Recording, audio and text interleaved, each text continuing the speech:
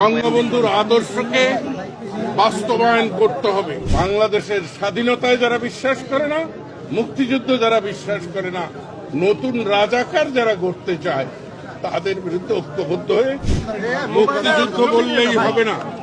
মুক্তিযুদ্ধের চেতনা, বঙ্গবন্ধুর আদর্শকে বাস্তবায়ন করতে হবে। এবং আজকে যারা সরকার চালাচ্ছে,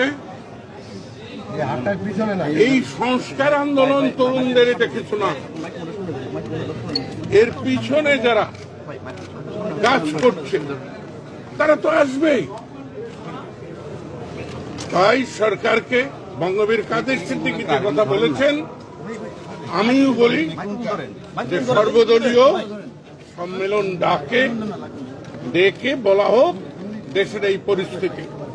আসুন আমরা বঙ্গবন্ধুর আদর্শের, মুক্তিযুদ্ধের